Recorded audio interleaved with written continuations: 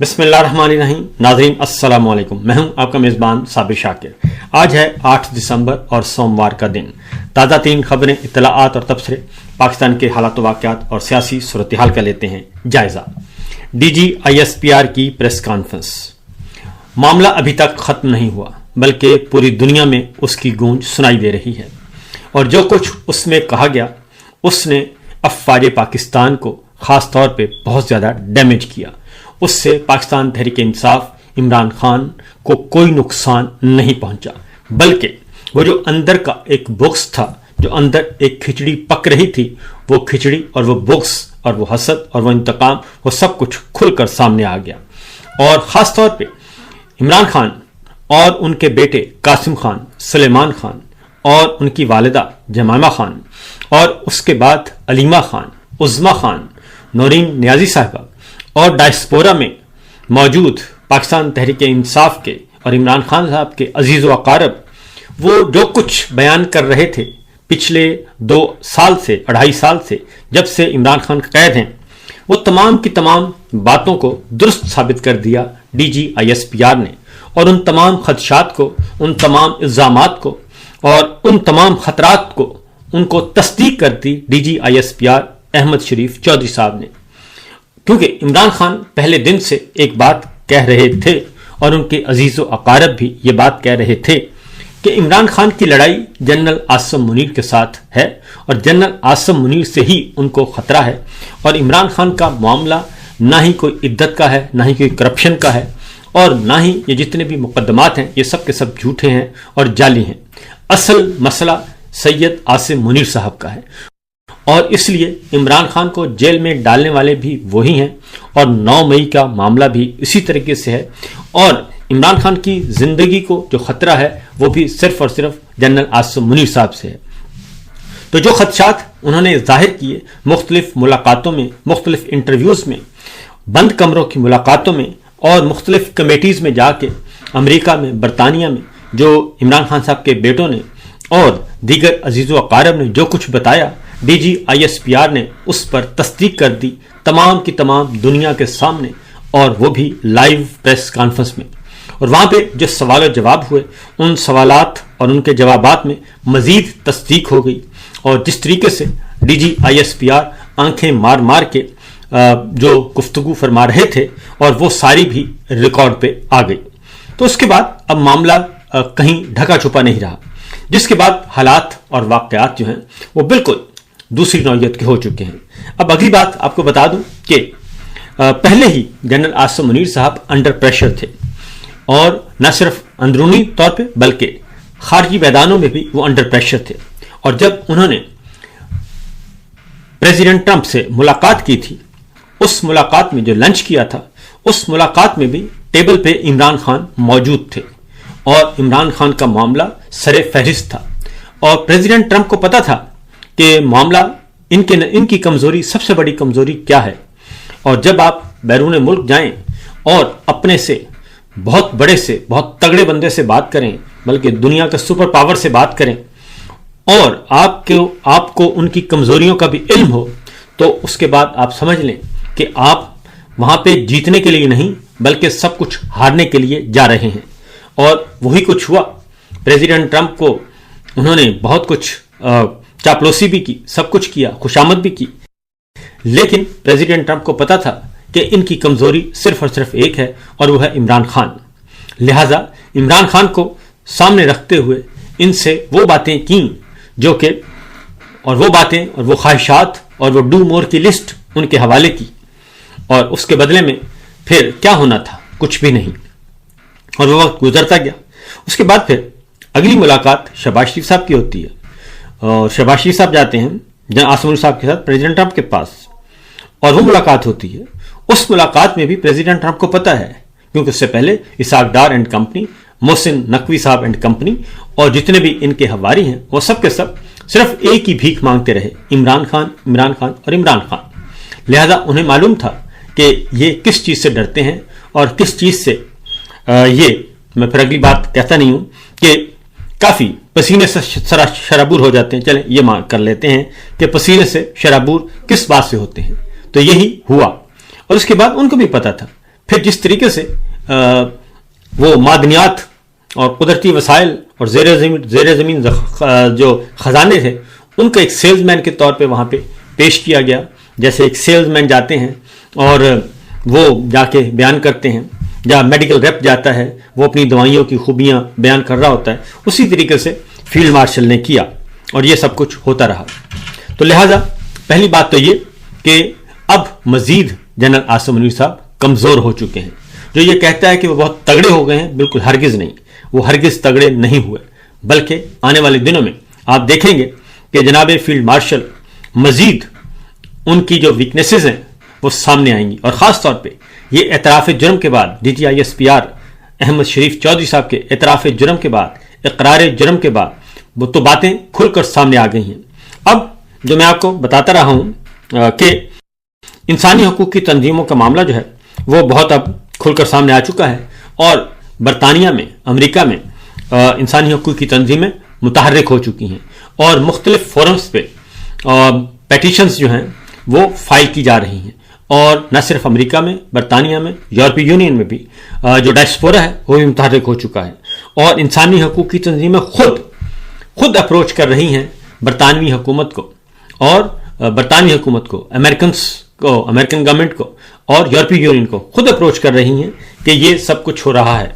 और उसके बाद जब जनाब ख़ुसूसी एलची मोहसिन नकवी साहब जब फिर कहते हैं कि हम सबको बंदों को बाहर वापस लेके आएंगे और उनके साथ वो सलूक करेंगे कि जो याद करेंगे, इसका मतलब है कि वो भी तस्दीक कर रहे हैं इस अमर की कि पाकिस्तान से बाहर जितने भी लोग बैठे हैं वो उन्हें प्रोसिक्यूशन का खतरा नहीं है बल्कि परसिक्यूशन का खतरा है। और यही असल मामला है कि मावराए अदालत सब कुछ किया जाए। उसकी रीज़न है कि एक मेरे सामने एक ये खबर पड़ी है और वो है पंजाब से मुतालिक, और पंजाब से मुतालिक मामला जो है बहुत बड़ा संगीन मामला जो है वो आ चुका है। और पंजाब में एक CCD एक महकमा बनाया है, क्राइम्स कंट्रोल डिपार्टमेंट। उसके जरिए से जबरान नासर हैं, उन्होंने कहा है कि मरियम नवाज CCD के जरिए पंजाब में बंदे मरवा रही हैं और कल को यही चीज इसके गले का फंदा बनेगी। जो आज नेशनल सिक्योरिटी थ्रेट है वही कल को नेशनल सिक्योरिटी की गारंटी बनेगा। ये पंजाब में हो रहा है, और पंजाब में हर रोज कोई ना कोई मुबैना पुलिस मुकाबला होता है जिसे उर्फ़ आम में जाली मुकाबला कहा जाता है, और कोई ना कोई बंदा मर जाता है, कभी 2, कभी 4, कभी 6, और उनकी तादाद हर रोज बढ़ती जा रही है। और मेरा ख्याल है कि इस वक्त उनकी तादाद कोई 800 से तजावज़ कर चुकी है। तो ये पंजाब का मामला है। लेकिन DGISPR जो हैं वो मुकम्मल तौर पर इस वक्त एक फ्रीक बन चुके हैं, और उन्होंने एक फ्रीक की हैसियत से, एक सियासी जमात के कायद की हैसियत से, सियासी जमात के तर्जुमान की हैसियत से उन्होंने जो प्रेस कॉन्फ्रेंस की थी, क्योंकि उस प्रेस कॉन्फ्रेंस में जो ना ही पंजाब डिस्कस हुआ और ना ही पंजाब की कारकर्दगी डिस्कस हुई, ना बलूचिस्तान डिस्कस हुआ, ना बलूचिस्तान के अमन व अमान के मसाइल डिस्कस हुए, ना सिंध डिस्कस हुआ, ना सिंध के अमन व अमान के मसाइल डिस्कस हुए, ना गिलगित बल्तिस्तान और ना ही कश्मीर, कहीं का कोई मसला डिस्कस नहीं हुआ। उनकी जुबान पे सिर्फ एक ही था, PTI इमरान खान, इसके अलावा और कोई नहीं था, और वो भी उनको नाम लेने की इजाज़त नहीं थी। तो लिहाजा पहली बात तो ये है कि वो जो गढ़ा उन्होंने इमरान खान या पाकिस्तान तहरीक इंसाफ के लिए खोदना चाहा, उस गड्ढे में वो खुद गिर चुके हैं। और अब आने वाले दिनों में जो ये म्यूजिकल चेयर है उसको यकीनन बहुत सारे तो एंजॉय करेंगे, लेकिन सबसे ज़्यादा जनाब DGISPR और उनके बॉस जो हैं वो उस म्यूजिकल चेयर को एंजॉय करेंगे।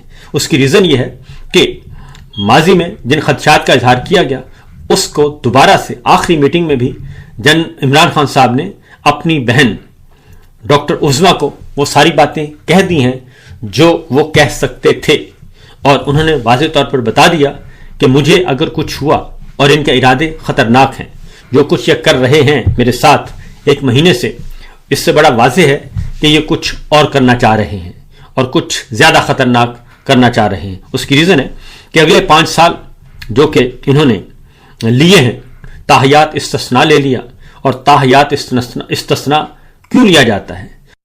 کیوں آپ قانون اور اپنے آپ کو قانون، عدالت، آئین سے اپنے آپ کو ماورا سمجھتے ہیں؟ کیوں آپ نے یہ استثناء لیا؟ کیوں آپ نے اپنے آپ کو آئینی تحفظ حاصل کیا جو کہ غیر آئینی ہے؟ اس کی وجہ یہ ہے کہ یقیناً کچھ نہ کچھ ماضی میں غلط کام، بلکہ بہت سارے کام کیے جا چکے ہیں اور یہ آپ کو پتہ ہے، اور آنے والے دنوں میں آپ مزید غلط کام کریں گے اور آپ کو پتہ ہے. تو لہٰذا وہ پلان جو تھا وہ سارے کا سارا انفولڈ ہو چکا ہے. اس کی ریزن ہے آگے میں آپ کو بتاتا ہوں کہ اب کیا کیا جا رہا ہے. اب پھر وہی مرغے کی ایک ٹانگ اور سلسلہ شروع ہو گیا ہے اور معاملات اسی طرف جا رہے ہیں کہ سب سے پہلے تو یہ کہ جو غیر سرکاری ترجمان ہیں جناب فیصل واڈا صاحب، وہ کیا کہتے ہیں؟ وہ کہتے ہیں کہ -1 یعنی الطاف فارمولا، اور اگر -1 نہیں تو پی ٹی آئی مکمل مائنس ہوگی. یہ کل انہوں نے کہا ہے. اس کا مطلب کیا ہے؟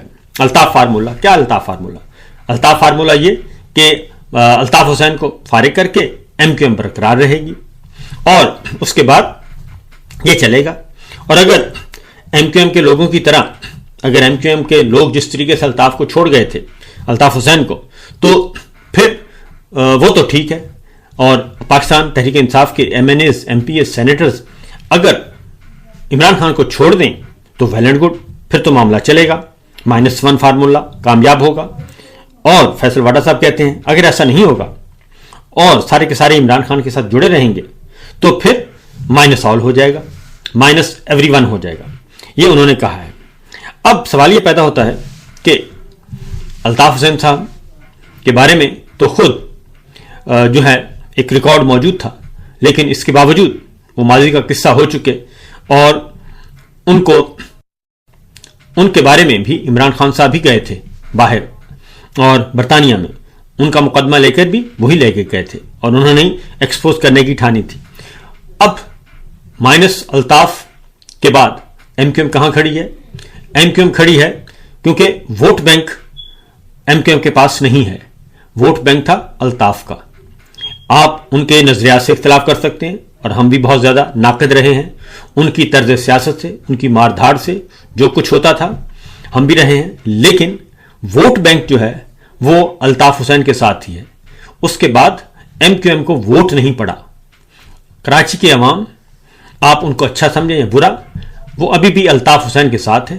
اور اس کے بعد ایم کیو ایم پاکستان رکھا گیا نام، اور اس ایم کیو ایم کا حال کیا ہے؟ وہ اس وقت جعلی فارم 47 ان سب کے پاس ہے اور جعلی فارم 47 کے تحت ہی وہ اپنی زندگی گزار رہے ہیں، یعنی سیاسی بیچارگی کی زندگی. اور اس کے بعد اب ایم کیو ایم کا وجود کوئی نہیں ہے. اگر اس وقت بھی میں آپ کو بتا دوں کہ 100 اختلافات صحیح، لیکن اس کے باوجود اگر الطاف حسین آج بھی کراچی میں آتے ہیں تو وہاں کے عوام جو ہیں، جو جینون ہیں، وہ پھر بھی ان کی طرف لوٹیں گے. اور رزلٹ کیا نکلے گا یہ بات کی بات ہے. اب اور پھر یہ بھی بتا دوں، کبھی کبھی یہ سوچتے بھی ہیں ہمارے پنڈی والے بھائی، سوچتے ہیں کہ کیوں نہ الطاف حسین کو واپس لایا جائے اور لا کے واپس جو ہے کم از کم کراچی، حیدرآباد کی حد تک تو جو اردو سپیکنگ ہے ووٹ، وہ تو واپس کھینچا جائے. یہ کبھی کبھی سوچا جاتا ہے، لیکن پھر کہتے ہیں کہ نہیں، وہ قابو میں نہیں رہیں گے. اسی طریقے سے اب یہ اس کے ساتھ ہی جو ہے ایک طرف فیصل واڈا جو کہ غیر سرکاری ترجمان ہیں افواج Pakistan, D G I S P R, افواج پاکستان تو نہیں کہنا چاہیے، D G I S P R کے. تو دوسری جانب عطا تاڑ صاحب آتے ہیں، وہ کہتے ہیں کہ پی ٹی آئی کے لوگ کہیں کہ وہ بانی کے بیانی کے ساتھ نہیں ہیں، یعنی کہ عمران خان کے ساتھ نہیں ہے، کیونکہ نام لینے کی ان کی اجازت نہیں ہے، کہ پی ٹی آئی کے لوگ اگر کہیں کہ وہ عمران خان کے ساتھ نہیں ہیں تو ان سے بات ہو سکتی ہے. یہ بات جناب آتے ہیں اور یہ کہا جا رہا ہے، یعنی پھر وہی گھسی پٹی بات، -1 فارمولا، نواز شریف نہیں ہو سکا، بھٹو نہیں ہو سکا، زرداری نہیں ہو سکتا، ولی خان نہیں ہو سکتا، مولانا فضل الرحمان نہیں ہو سکتا. تو لہذا یہ مائنس کے چکروں میں آپ نے سب کچھ کر دیا.